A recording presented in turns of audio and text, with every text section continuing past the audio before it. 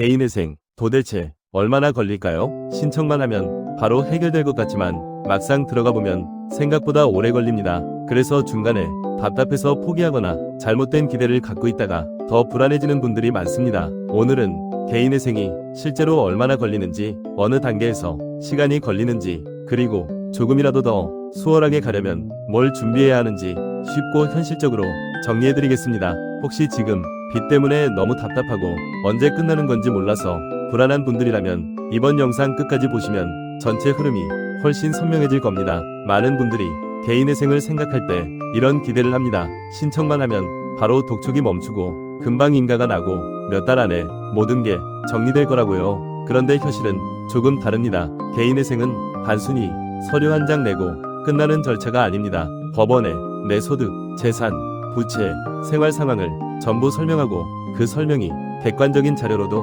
맞아야 하고 또 앞으로 얼마를 얼마나 성실하게 갚을 수 있는지도 판단을 받아야 합니다. 즉, 빚이 많으니까 무조건 해준다. 이 개념이 아니라 지금 상황이 어떻고 왜 회생이 필요한지 앞으로 변제 가능성이 있는지를 법원이 확인하는 과정입니다. 그래서 시간이 걸립니다. 그럼 제일 궁금한 것부터 말씀드릴게요. 개인회생은 보통 준비부터 인가까지 짧으면 몇 개월, 보통은 반년 안팎, 상황에 따라 그 이상 걸릴 수도 있습니다.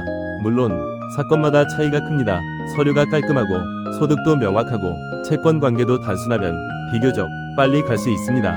반대로 누락된 채무가 있다거나 소득 자료가 애매하다거나 최근 재산 변동이 크다거나 주식, 코인, 사업, 보험, 차량, 가족 간 돈거래 같은 요소가 있으면 그만큼 확인할 게 많아져서 기간이 더 늘어날 수 있습니다. 여기서 중요한 건 언제 접수했느냐보다 얼마나 정확하게 준비해서 들어갔느냐가 전체 기간에 더 큰 영향을 준다는 점입니다. 많은 분들이 개인회생 기간을 물어보실 때 사실은 두 가지를 같이 묻고 계십니다.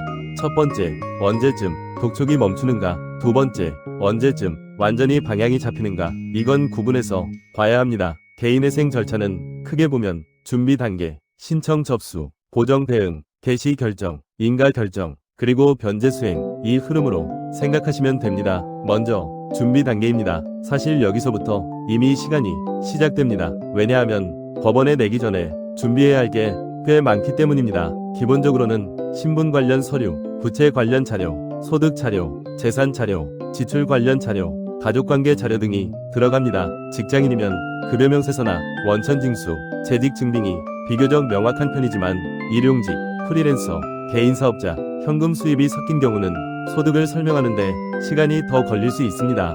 그리고 생각보다 많이 막히는 부분이 내가 뭘 갖고 있는지 정확히 정리하는 단계입니다. 예금, 적금, 보험, 자동차, 임대차 보증금, 퇴직금 예상액, 최근 처분한 재산, 가족과의 금전거래, 이런 것들이 본인은 대수롭지 않게 생각해도 법원에서는 꽤 중요하게 봅니다. 특히 최근에 돈이 크게 들어왔다거나 재산을 정리한 흔적이 있다거나 카드 사용이 많았다거나 대출이 몰려있다면 왜 그런 흐름이 있었는지 설명이 필요해질 수 있습니다. 그래서 어떤 분은 준비만 12주 만에 끝나기도 하지만 어떤 분은 자료를 모으고 정리하는데 몇 주 이상 걸리기도 합니다.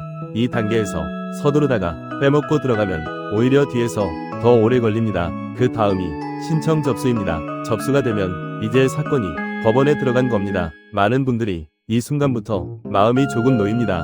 이제 시작은 했구나, 이런 느낌이 들죠.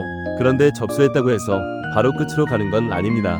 이후에 자주 나오는 게 보정입니다. 이 보정이 개인회생 기간을 늘리는 핵심 포인트 중 하나입니다. 보정은 쉽게 말하면 법원이 이 부분 더 설명해주세요, 이 서류 추가해주세요, 이 내용은 왜 이렇게 되어 있죠? 라고 묻는 과정입니다. 여기서 빨리 대응하면 흐름이 이어지고 대응이 늦거나 설명이 자꾸 바뀌면 기간이 길어집니다. 즉, 개인회생 기간은 법원만 느려서 길어지는 게 아니라 준비 부족, 자료 누락, 설명 부족, 대응 지연 때문에 같이 늘어나는 경우가 많습니다.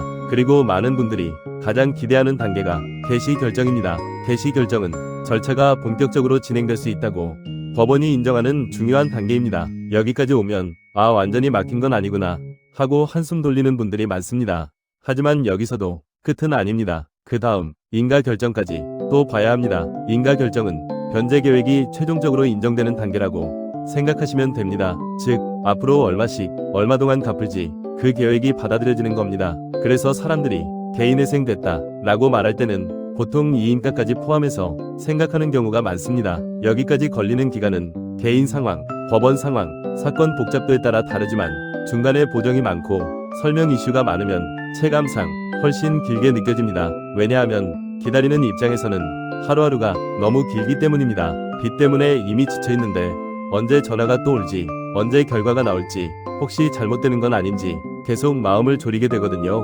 그래서 개인회생은 단순히 법적 절차의 시간이 아니라 버티는 시간, 불안을 견디는 시간, 생활을 정리하는 시간이기도 합니다. 실제 사례로 이런 경우가 있습니다. 직장인 A씨는 카드값과 대출이 겹치면서 매달 돌려막기를 하다가 도저히 감당이 안 돼서 개인회생을 알아봤습니다. 처음에는 한두 달이면 되는 거 아닌가요? 라고 생각했습니다. 하지만 준비 과정에서 여러 자료가 걸리면서 예상보다 시간이 더 걸렸습니다. 하지만 끝까지 대응했고 결국 방향을 잡았습니다. 이 사례에서 중요한 건 처음에 가볍게 생각했던 부분들이 실제로는 전부 확인 대상이었다는 점입니다. 그럼 어떻게 해야 할까요? 첫 번째, 서류를 대충 넘기지 말아야 합니다. 두 번째, 누락을 줄여야 합니다. 세 번째, 최근 돈 흐름을 먼저 점검해야 합니다. 네 번째, 시간이 걸린다고 잘못된 건 아닙니다. 다섯 번째, 생활계획까지 같이 봐야 합니다. 결론입니다. 개인회생은 몇 달 걸린다. 이렇게 단순하게 볼 문제가 아닙니다. 준비 상태에 따라 기간은 크게 달라집니다. 중요한 건 빠르게가 아니라 정확하게입니다. 이 영상이 도움이 되셨다면 구독, 좋아요, 알림 설정 부탁드립니다. 댓글로 궁금한 점 남겨주시면 다음 영상에 반영하겠습니다.